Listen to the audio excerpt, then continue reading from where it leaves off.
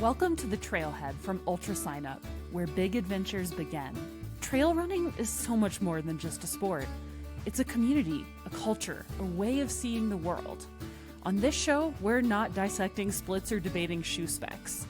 We're here to get to the heart of it all, the people, the places, and the stories that speak to the soul of the sport.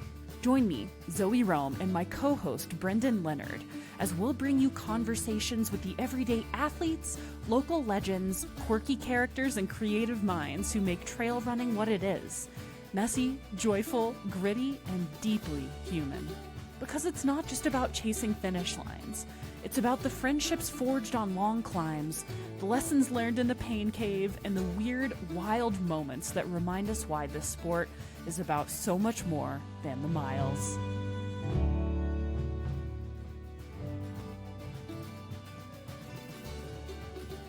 This episode of The Trailhead is brought to you by Element, the electrolyte drink mix that helps you stay hydrated on long days outside. When you're running trails, climbing big hills, or just spending hours in the sun, your body loses so much more than water. You're also losing key electrolytes like sodium, potassium, and magnesium. Element makes it easy to replace those so that you can keep moving, recover faster, and feel good doing it. Now, back by popular demand, lemonade salt is here to stay. This is my all-time favorite. It's just a little bit sweet, perfectly tart, and an amazing flavor for your next long run or gym sesh. Dialing in your hydration doesn't have to be complicated. Element makes it simple and extremely tasty. Check out a free sample pack at drinkelement.com/trailhead. That's drinkelement.com/trailhead. Zoe, how was Run Rabbit Run? Oh my gosh. I don't know. I feel like I'm going to need a couple therapy sessions to process that one. But also, I guess, what are podcasts for if not processing out loud in front of a somewhat willing audience? That was the hardest. I feel like I had sort of gotten to the point where I've done ultras that weren't the hardest thing I've ever done. And this one put me squarely back in the camp of, oh my God, that was the hardest thing I've ever done. I heard there was snow overnight. Yes. Yeah. Well, at about 50K or like mid-afternoon, early evening, a snowstorm hit, like an absolutely biblical snowstorm. And a lot of my warm clothes were not at 50K, but were at about 50 miles. Thankfully, my partner had a well-stocked drop bag, so I raided his drop bag and ran like 15 miles in men's joggers and a ski jacket. So that was a real look. So did he have anything left when he got there?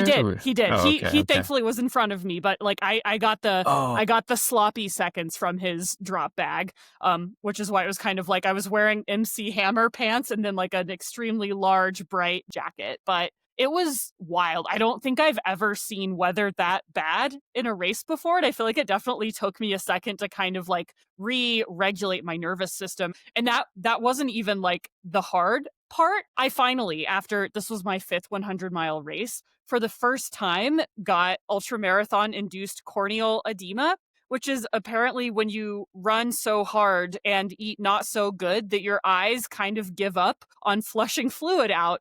And you start to go blind. You know who else had that happen? Well, the year I did it is Courtney DeWalter. Yes. Who won it that 2017. That's crazy. I gotta say, it definitely didn't help my running. And also, I guess it's like kind of perversely exciting when you're finally like, oh my God, I finally ultramarathoned hard enough that my eyes stopped eyeing. Yeah, also, this is a ridiculous sport. Yes. Yeah, didn't know that you could just run so hard and so far that you start to just build up fluid in your cornea. So the more you know. This has been a public service announcement from your eye drop board. Might be that race course too. If it's There's happening. Something about that course because I believe Leah Yingling got it as well. Doesn't seem to slow other folks down, but I definitely don't think it helped me. A lot of fast women have that problem on that race course. So if you're a fast woman, Run Rabbit Run. Yeah, bring some iPro. Yeah. So, but I made it. Finished 5th. Pretty pumped. Mm-hmm. Get a check. Congratulations. Yeah. Very excited. And definitely feel like I'll do it again, unfortunately, because I really enjoy that course. And I feel like there's always going to be a section that I like will fixate on for a year or a couple years where I'm like, yeah, I feel like I can do that a little bit faster and a little bit better. What do you specifically like about the course? I like how some parts of it are extremely runnable, and then there's some parts that are almost comically unrunnable. And I think that that's kind of like so hard that it's a little bit funny, if that makes sense. You know, Yeah. like there's a section right after mile 70, the Grouse Trail, which you do in the dark, which is, I would call comically unrunnable to my assessment. Yeah. I don't It's remember. just rocks. Yeah, Oh. probably you've replaced that memory with a bunch more positive ones, but I definitely will unfortunately do that again. You also just got back from a pretty big adventure. You've actually been in France, unbeknownst to our listeners. Can we debrief? You just circled Mont Blanc, not all at Yeah. once. We did it 4 days of running, 5 days total. So we had a rest day in the middle, and it was kind of we did the Tour de Mont Blanc, which is whatever, like 105 miles. A lot of people do it in 20 to 46 hours in the UTMB, which is a kind of a famous ultramarathon race. I feel like I've heard of it. I got pretty crushed spreading it out over 4 days. At first, we worked with Run the Alps to schedule the to do the itinerary and have them do the reservations, and they plugged in a rest day. And I was, at first when I saw that, I was like, oh, you guys. And then when the rest day came up, I was like, thank God they did this. Plus I had a cold, so I was like definitely pretty psyched to sit around and eat pizza that day. But Yeah, it was amazing. I'm grateful to have been able to do it and see that entire loop in the daytime, which is not, if you run the race, you do a solid chunk of it in the dark, at least the beginning, even if you're fast. Or if you're fast, even fast or slow, you're doing a big chunk of the beginning in the dark. And then if you spend a second night out, you're not seeing a lot of the scenery too, because it's dark. But yeah, we had a great time. So. yeah. I feel like regardless of pace, those trails are extremely difficult. I did my honeymoon in the Courmayeur area, Mm-hmm. and I also was programmed by my coach a rest day, and I was like, I don't need a rest day. This is so dumb. And in the spirit of my rest day, hiked up to a refugio and was like, okay, well, I won't be running that hard. So I had a giant thing of polenta full of hot cheese and an Aperol spritz. And I cannot tell you how terrible cocktails and hot cheese are for my technical descending ability. That was real hard. Don't recommend. Not ideal endurance fuel. Yeah. No, you definitely made use of what I would call alternative fuels. Like Yes. the end of the first day, Mael, the friend I was doing it with, just walked into a grocery store. We bought some snacks, and he bought a baguette, ripped it in half, and we both just started eating half a baguette for the next day, which was 30 miles or whatever. But yeah, we're putting together a little video that should be out 6 weeks or so. Hopefully 6 or 8. Wow. I gotta get going on that, actually. Yeah. So well, I'm excited to see it. And any highlights? Think you'll do it again? not that specific loop. I'd recommend it to anybody, but Yeah, I think there's good. other places I'd like to go see. And there's so many other not super famous loops in the Alps that you can do that are pretty incredible. 3 days, 4 days, same sort of deal, or routes that I'd be curious to explore more. But yeah, we had a blast. I'd do it slower next time. Maybe do the regular people's like 8-9 day trail running around Mont Blanc, which is way better. But yeah, rather than that breakneck content creator pace. Yeah, I was like, we ran an ultra marathon 3 out of 4 days. And it was like, I'm too tired for that right now in life. But it was great. It was fantastic. We survived. Neither of us fell. I didn't even stub a toe the whole time, which I was like, amazing. Yep, fantastic. So half the battle. Well, I'm super pumped to have you back. Welcome back from France. And also excited because today we get to talk to Dan Lieberman, one of my favorite anthropologists, researchers. So I'm excited now that we've both taken a brief pause to do our respective, very silly extracurricular running activities to come back and question other people about how smart those extracurriculars actually are. or not, Or which not. may come up. Let's see. We'll see Yeah. here. When I asked my mom, I was describing this interview to her, and I was like, what do you think I should ask Dan Lieberman? She said, you should definitely ask him, why is my daughter this way? Maybe we should just have your mom ask a question for every episode, actually. That sounds like a good... Submit one question. Yes, and my mom wants to know. It might be a good bit, recurring Might bit. be a good bit. Awesome. Great to see you again, Brendan. My name is Dan Lieberman. I'm a professor of human evolutionary biology at Harvard, and I study the evolution and biology of mostly physical activity and how and why it's important. And I'm particularly interested in running, but I study everything, walking to chewing to digging to whatever. But I have a strong interest in running. Well, in addition to a strong academic interest in running, I believe you're a bit of a runner yourself. How does that intersect with your research? I mean, I'm not that good a runner. The more it's like there's a positive feedback loop, right? The more I study running, the more it informs my own running, and my own running informs my research. I think I'm a little, actually, to be honest, I'm a little skeptical of people who study or claim to study running and don't run themselves. I think sometimes there's a bit of a mismatch that occurs there. Yeah. That's I believe. Yeah, practice what you preach is a very good idea. Did you run? If you know how to do it, I mean, I actually ran today with Jenny Hoffman, who's probably Also a somebody great you guys researcher. Yeah. great researcher, and I mean, she's like, when she runs with me, it's a short run for her. So I was going to ask if you ran today, but that's great. Yeah.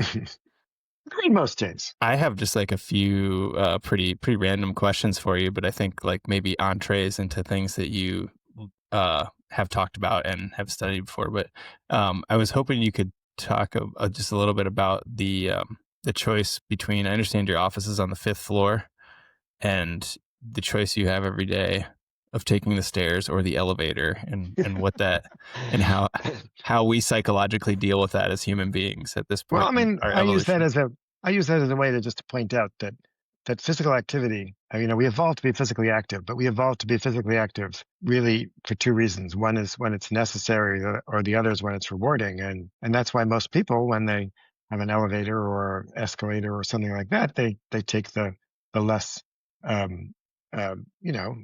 the more gratifying, less, less challenging way to get up to wherever they're going.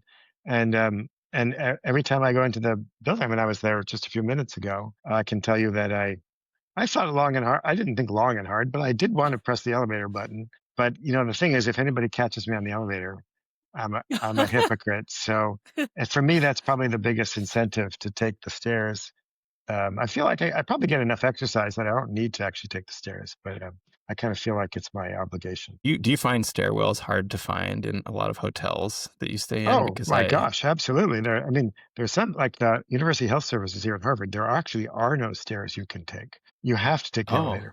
There is literally no staircase to get to up to beyond the 2nd floor. So yeah, there are some buildings where it's quite hard, right? I mean, we've made it a world in which we've made physical activity as optional as possible, and it's not always to our benefit. Right. And sort of on that note, it not only is it optional, but I think there's a way of thinking about it where it's almost like an evolutionary bug, right? Because you're voluntarily expending non-essential calories doing something that you don't theoretically need to do to live. So why is it that we seek out exercise? Why does it feel so good for us? Well, most people don't. So let's be honest. The vast majority of people actually don't exercise. Only 50% of Americans ever exercise at all. And only about 20% reach the minimum levels that the government suggests. Well, not our government anymore, but some government somewhere suggests of 150 minutes a week. So we don't. But I think everybody knows that exercise is good for you. Even some of the most crazy, folks out there. I mean, we all know exercise is good for you, but it's an instinct. Just like every time I want to take the elevator in my building, it's an instinct. It's a deep and fundamental and basic instinct to want to avoid unnecessary physical activity. And so then when we blame and shame people for and I'm afraid you ultra runners are the worst, right? Because you don't just like run, you run ridiculous distances that we certainly did not evolve to run, and then make people feel bad about it, or sometimes make people feel bad about it. That just actually turns people off, right? Yeah. So there's a lot of blaming and shaming and finger pointing and I think that's extremely counterproductive. We have to help.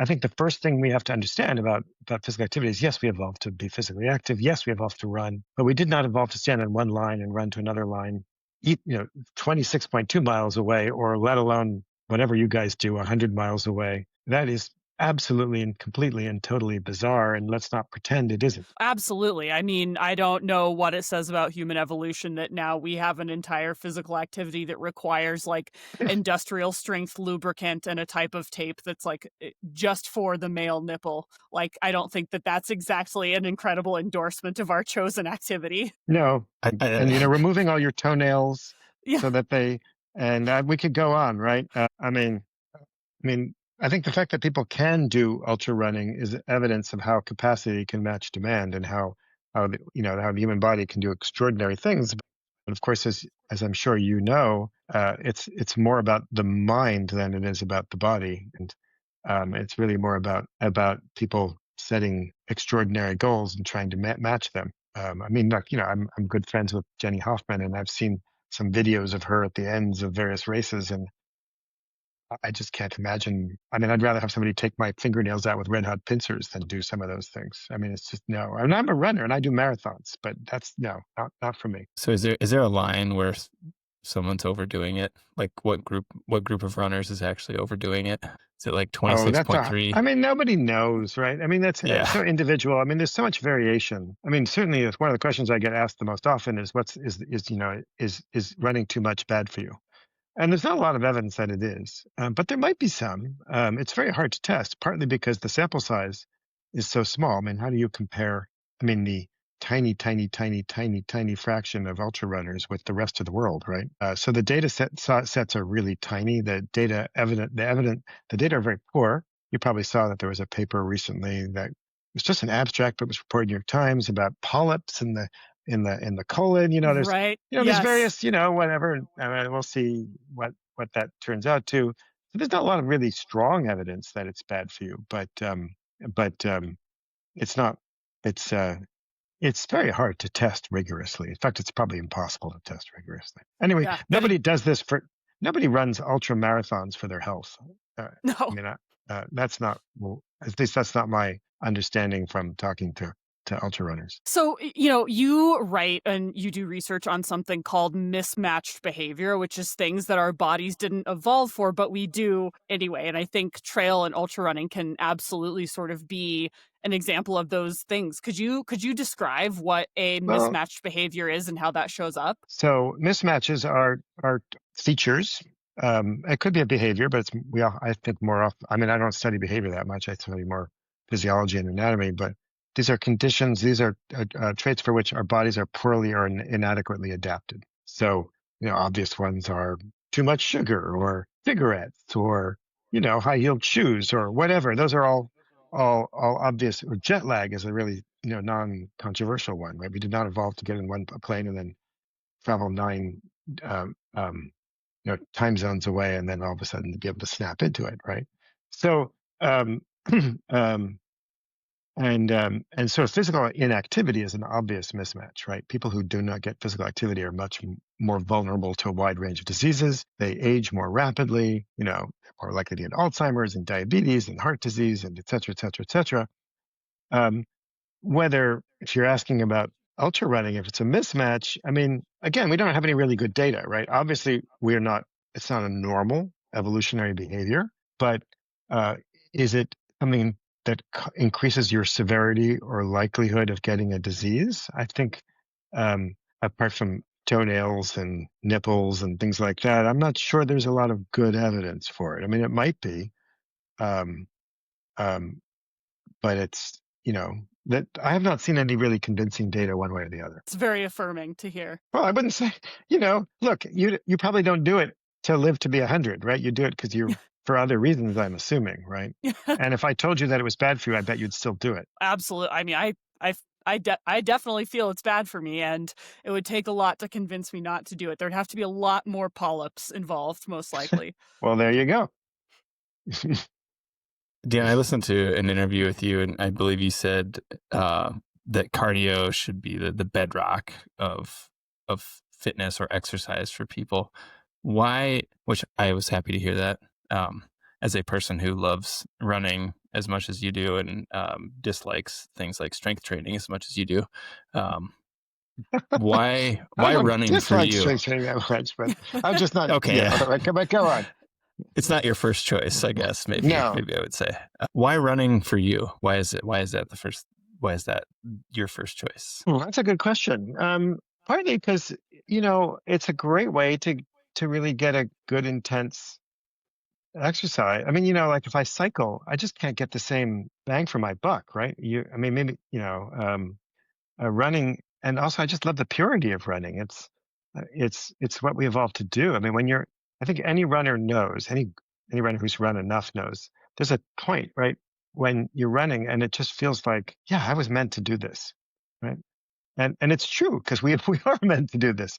We have adaptations literally from our heads to our toes that make us really great runners, and we have metabolic adaptations and behavioral, and so it is the most fundamental form of vigorous physical activity. It's and so and it's simple and it's pure, right? Whereas I enjoy cycling. I like riding bikes, but I've never been on a bike and I thought, God, I'm meant to do this. I may enjoy it, but running is just elemental and gets you out there, and especially when you're running in a beautiful place.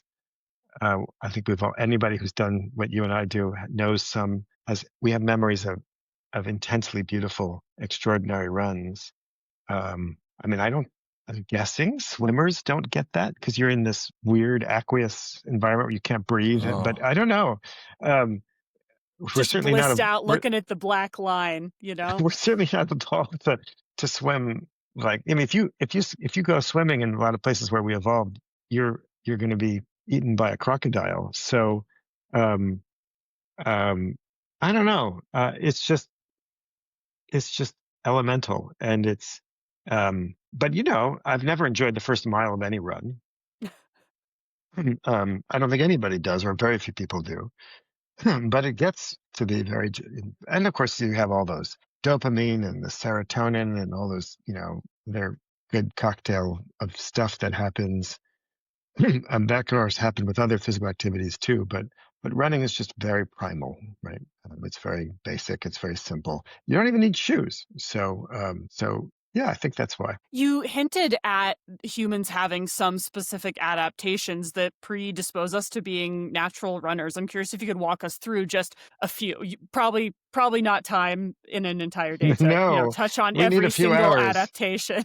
But I'm curious if there are any particularly interesting or surprising adaptations that we might not think of. Oh my God, there's so many. I don't even know where to start. I mean, look, having short toes. I mean, why do we have short toes, right? Because if you had long toes, you'd break them when you run. But when you're walking, it's fine. We have that arch in our foot that's actually the spring, which is critical for running. It's not necessary for walking. The long Achilles tendon in your Achilles tendon is half your length of your shank, of your tibia.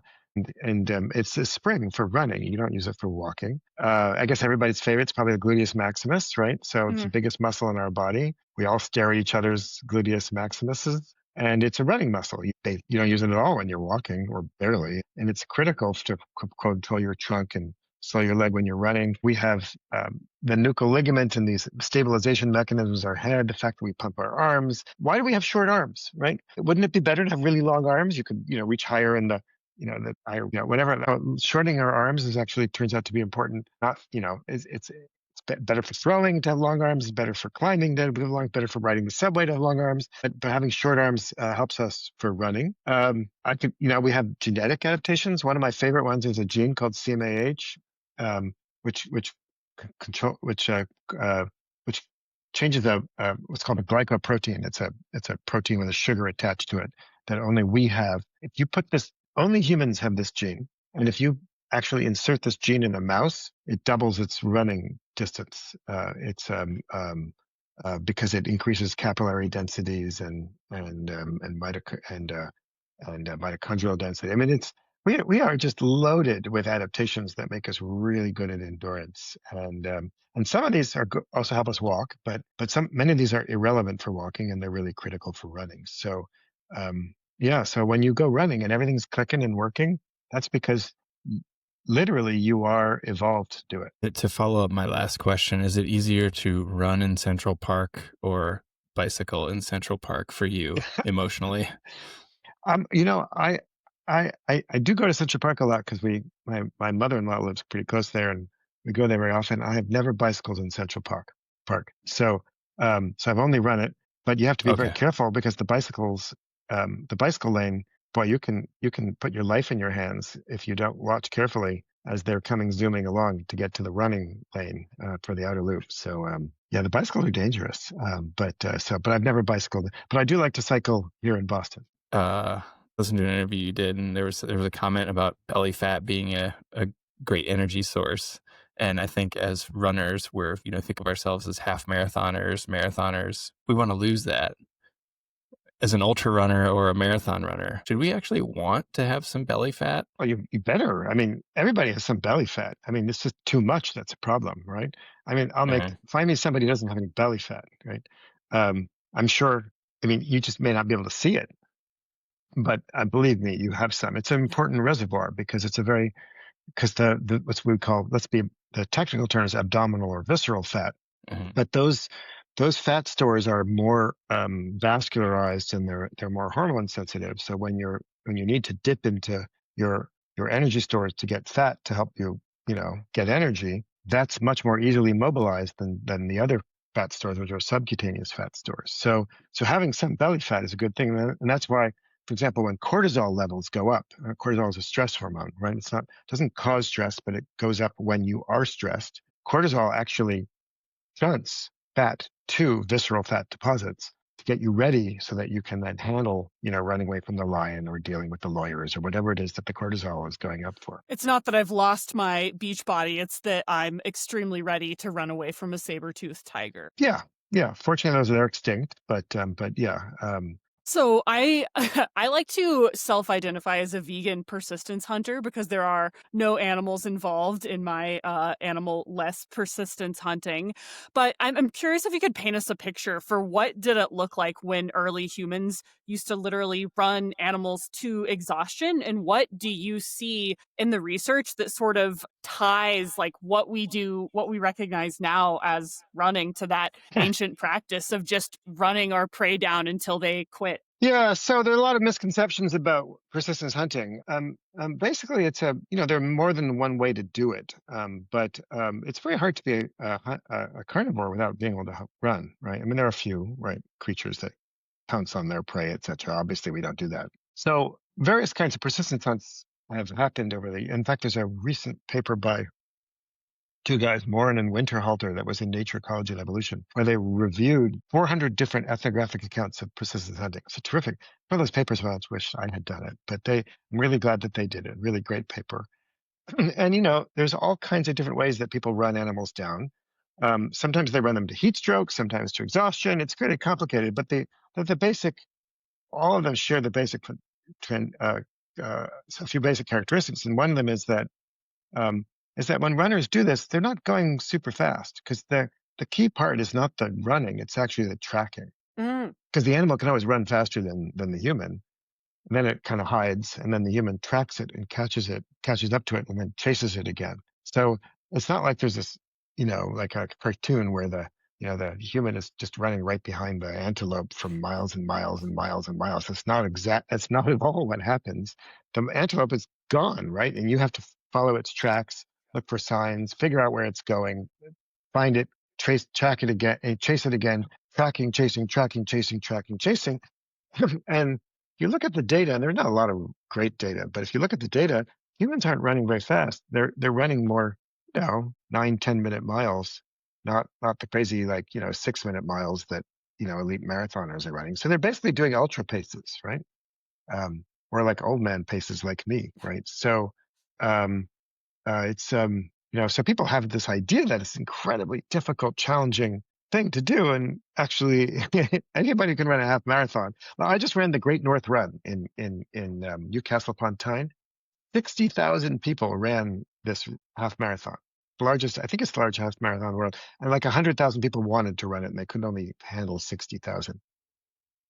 I mean, and you go there and you see every size and shape of human being, right? I mean, yes, there are some people who look like they're pretty good runners, but there's like, big people and small people, and the people who are. I mean, and it proves to you that just pretty much any human being can do this. And that's basically the challenge of doing a persistence hunt. It's basically running a half marathon at a leisurely pace. The hard part is not the running. The hard part is the tracking. Being able to be a good tracker. So I think that's the biggest misconception that people have. I feel like I would struggle at the tracking component of this. I know Oh, my cognitive skills decline rapidly the further and faster I try to run. Oh, really? I'll make a bet. You're talking about after some ridiculous number of miles, but your cognitive skills don't decline after 13 miles, I doubt. Thankfully not. In fact, so actually, they're probably gives heightened. Me hope. I mean, I think that the runner's high, for example, is a way to heighten your sensory, right? So as you get a runner's high, which will probably destroy when you do an ultra marathon. But when a runner's high, you're increasing your sensory perception, right? Which actually helps you track. I think that's actually the reason we get runner's highs. Blues are more blue, and everything you see, the birds are tweedier, and everything is heightened, and that's actually helping you track the animal. I think I don't know at what point the runner's high disappears from you guys, because I've never done that, but I'm making a bet that you're going way beyond that. But like after I run a marathon, my wife won't let me drive because I'm kind of in woo-woo land. I'm kind of dangerous. Yeah. You kind of alluded to this earlier, but I'm going to make an assumption that you're not getting faster, maybe in your marathon times. You know what? I've actually given up on speed. I ran Boston 14 years in a row, and for various reasons, the last few years is just like I wasn't having fun. Caring about my splits and my time, it was actually detracting from the enjoyment. And I've decided that I'm just done with caring about my time. I'm happy. I want to just enjoy it for the sake of it, and that's in my past. Oops, I'm going to turn this up. Oh, sorry. That's the key of it. My question was, how are you getting better as a runner without necessarily becoming faster? Which is, I think a battle we will all have to fight. I'm not sure I'm getting better. I'm not as stupid, I think, as I used to be. I mean, when it's icy, I'll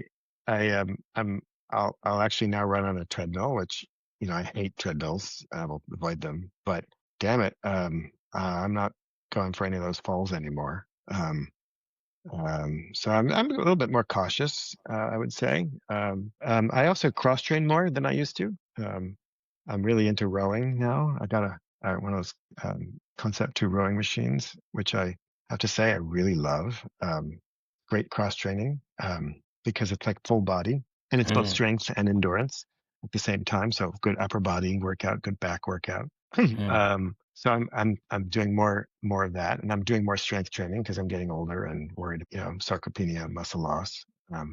But is my running getting better? No, I think it's just less crazy. Not that I was ever really crazy. Yeah.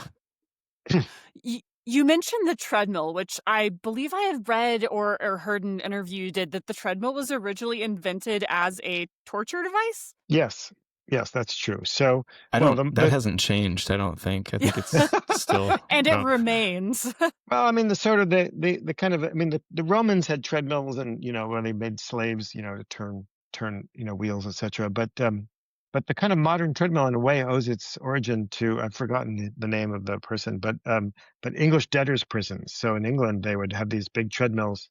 So probably Oscar Wilde, for example, when he was imprisoned for being who he was probably forced to tread on a treadmill for hours a day because they didn't want people to enjoy themselves in prison, and they were more like wheels, etc. But yeah, that's probably where that was really an early industrial era treadmill. Yeah, that feels right. Yeah, still Still I feels like a find torture device. I don't like treadmills either, but I do find that if you want to do a speed workout, and I do occasionally do speed workouts, um, and you're on your own, treadmill is actually kind of useful. And I do sometimes the Peloton workouts, the Peloton app, and when they tell you, turn, do X for the next 2 minutes, and they're thumping crazy music, and somehow, and they're doing it with you, it works actually. And so, when you turn the treadmill to 9 miles an hour, you you have no choice. You have to go 9 miles an hour. So, and for some strange reason, when they're doing it and they tell you to do it for another 2 minutes, it's social. I do it, and so I find the treadmill is actually also useful for speed workouts because if I'm out on my own running, I start thinking, before I know it, I don't even know where I'm going sometimes, and I just go for the same route all over and over and over again. So I find that the other thing that I'm beginning to acknowledge that's useful about a treadmill is for a speed workout. If I was in debtor's prison, but given a Peloton tread, I believe I would enjoy at least that element of it. Yeah, it's social, and sometimes the music is actually kind of fun. I mean, I Yeah. usually tend to listen to the same stuff over and over again, and that forces me to listen to new stuff that I wouldn't otherwise listen to. And I sometimes try to remember the name of the band, and then of course I've completely forgotten it because 20 minutes later it's left my brain. Yeah. So a lot of your work as looking back and trying to find hunter gatherers who still exist today and work with them to kind of figure out where we've come from. Do you ever let yourself or kind of think about where we might be in 10 or 15 generations from now in any respect, or is it always what your public facing work has shown? Well, first of all, I've had the good fortune to visit a bunch of hunter gatherers, but all the research I've done has been with actually subsistence farmers, people who don't have electricity or have whatever. But I've not. I'm on the date. I've cited a lot of the hunter-gatherer data, but that's my main Oh, okay. research has been in Kenya and Rwanda and places like that, in Mexico, where I've worked with people who are barefoot and they're farmers and they have no electricity and running water and they work really hard, but they're not actual hunter-gatherers. But I have spent time with hunter-gatherers. Just correction there. But Mhm. the thing about evolution is it's pretty damn slow, and cultural change is so much faster than biological change. And what we're seeing over the last just few generations, I mean, just think about the obesity epidemic, right? If you got in a time machine, you went back just 3 or 4 generations. Actually, you went back to when I was born, right? 1960s in America had there's been maybe a fifth in a percentage of obese people. So obesity has risen 5 times in my lifetime, fivefold, right? Um, that's, but why is it happening? Well, it's obviously because of environmental change, and for natural evolution to catch up, right, is going to take. Not only is it very slow, but the other thing is that for selection to occur, the trait has to be both heritable and also affect reproductive success. And the fact of the matter is that most of the ways in which we get sick today from obesity and inactivity and all the crap that we eat and all that kind of stuff, those don't affect most of us until we're grandparents. You get heart disease and cancer and diabetes, et cetera, in your 50s and 60s and whatever, or later. And that's silent, pretty much silent to selection. Because grandparents in America aren't running around digging up tubers to feed their offspring. They're sending them gifts at Christmas, and that's about it, right? So, um, well, I mean, they are doing other things too, but they're not essential anymore for reproduction.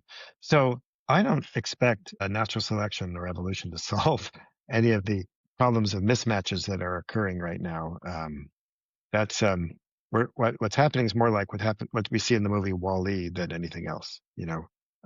That's the future we're headed, because if you look around the world, what's happened in the United States is slowly, or in some cases rapidly, happening in other countries. And you know, some are doing way better than others. Switzerland, Japan, much better than us, but like the UK is not too far from behind the United States, and some of I could go on, right? Mexico is not doing very well, and many countries in the developing world, or the lower income countries, some of them have the fastest rising rates of diabetes and heart disease, etc. So this is happening. This is a global issue that we need to care about. So looking to the past, what do you think that runners today still get right about this evolutionary story that we're, to put things overly simply, we're born to run? And what do you think that maybe runners have forgotten about that story or overcomplicate about that story? I don't know the answer to that question. I mean, I don't think I think most runners think about evolution at all.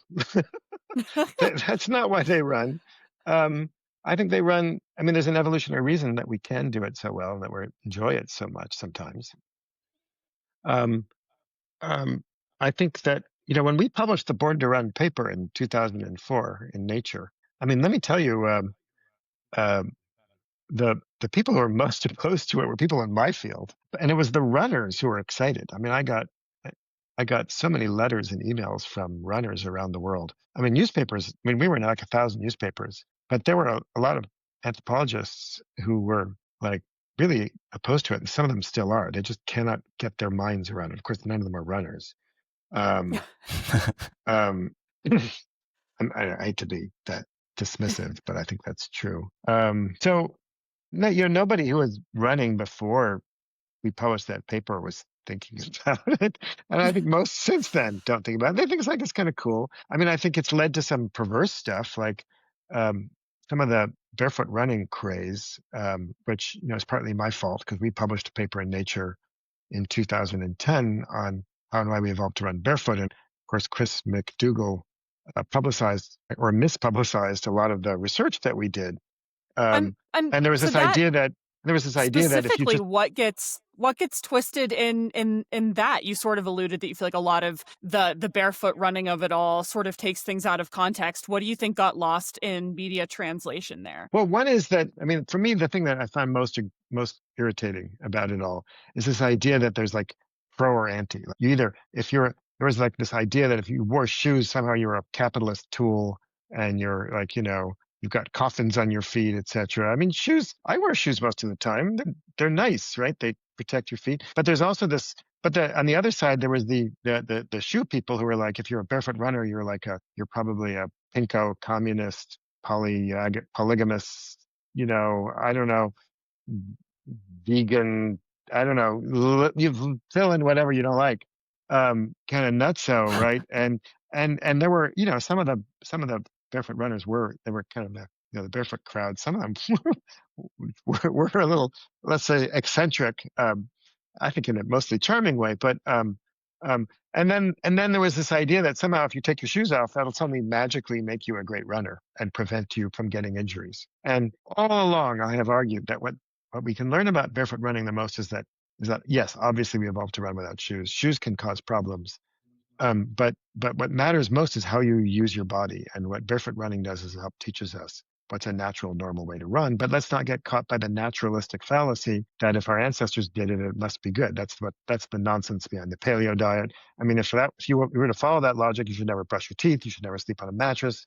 You should never use Pants, a women's rights right refrigerator. out I the mean, door. Yeah. yeah, I mean, you can. Hand I mean, you washing. can. Yeah, I mean, you can find your own whatever. So look, I'm not a fan of the naturalistic fallacy either. Just because something's natural doesn't mean it's necessarily better. But you should take a look at it, right? You should learn about it and try to figure out what's useful about it. So I think the whole barefoot running thing got turned into this us versus them kind of debate. And I think people people got what I used to call born to run syndrome, right? They'd read that book and they'd take their shoes off and then they'd get injured, right? Because they would transition too rapidly. You can learn to do it, but you have to do it carefully and slowly. You have to build up your calf muscles. You have to build up your Achilles tendon. You have to learn how to proper form, etc. So, it's just complicated. Everything's complicated. Everything has costs and everything has benefits. Shoes are no exception. Every food you eat has costs and benefits. There are costs and benefits both to being a vegan, right? I mean, if you're a vegan, you have to worry about vitamin B12 and various other sorts of things. I mean, I could go on, right? Nothing comes without costs and benefits, and shoes are no different. Um, so I think that some of I used to get invited by people, they wanted to do like precision sciences, but these guys just wanted to like chase an antelope across the Wyoming landscape or something. It's like, okay. And they thought they were doing something primal. I don't know. It got kind of silly. It's the first time nuance and trade-offs ever got lost in media translation there. It's a shame. It's a real Well, shame we're responsible for that one. People like simple ideas, right? Don't do this, do that. Eat this, not that.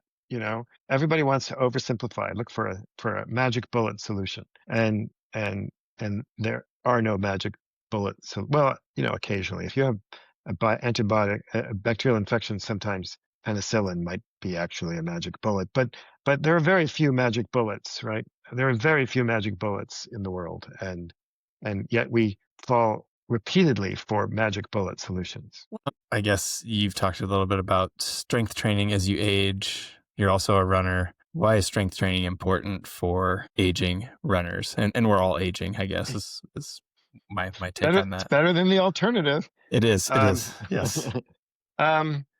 It's because as you get older, your muscles are prone to wasting away.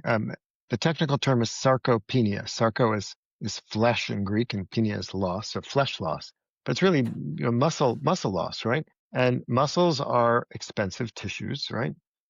Your muscles in your body cost 20-30% of your metabolic rate. So our bodies are adapted to have only as much as we need, and to get rid of what we don't. It's a use it or lose it system, right? And so if you start losing muscle as you get older, which we often do, what happens is you become frail. And when you become frail, basic physical tasks become harder, and that sets in motion a vicious cycle, right?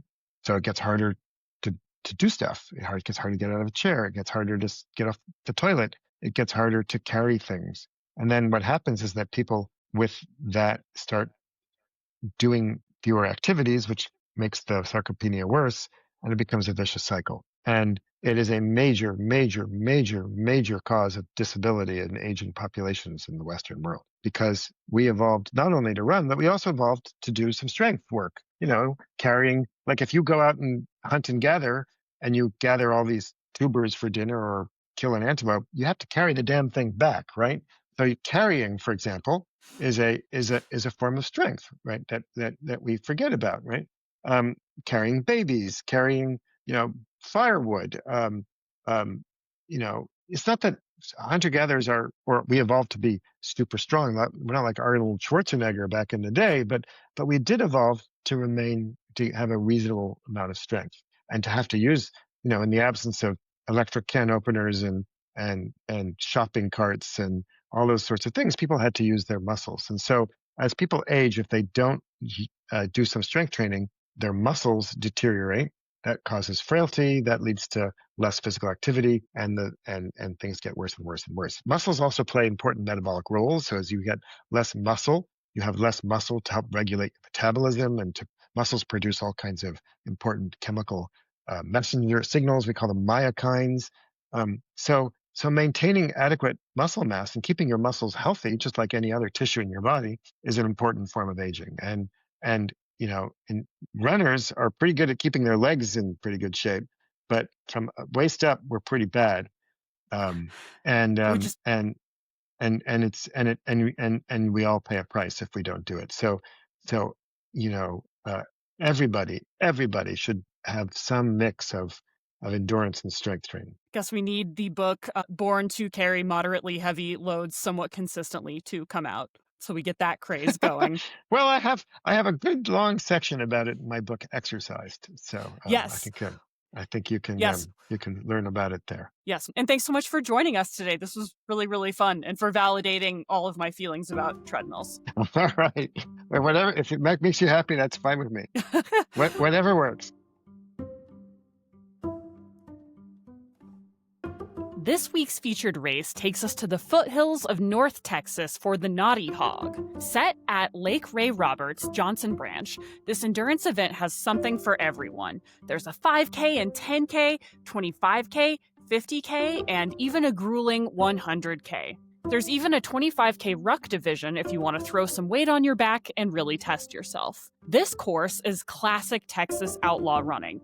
Dirt single track, rooty trails, ATV roads, and just enough pavement to keep things interesting. Expect rolling hills, about 900 feet of gain every 15-mile loop, and plenty of chances to dig deep somewhere beautiful. All finishers earn handcrafted Texas-made medals and buckles, plus a long-sleeve Naughty Hog shirt if you sign up early. Gosh, I really want one of those. And yeah, they even celebrate the dead freaking last finisher in the 100K. So no matter what, you're part of the story and the celebration. Race day is Saturday, December 6th, with an 18-hour cutoff to get it all done.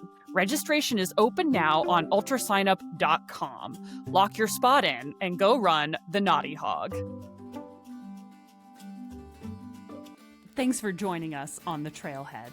If you love this episode, leave us a review. Share it with your trail crew and make sure to subscribe so you never miss an adventure. Give us a follow on Instagram at TrailheadPod. And you can reach us anytime at trailhead@ultrasignup.com. We'd love to hear your stories, questions, guest ideas, or just to say hi. And don't forget to check out all of the shows in the Ultra Podcast Network. We're building something special, and it's just for you. We'll see you every other week, right here on the Trailhead.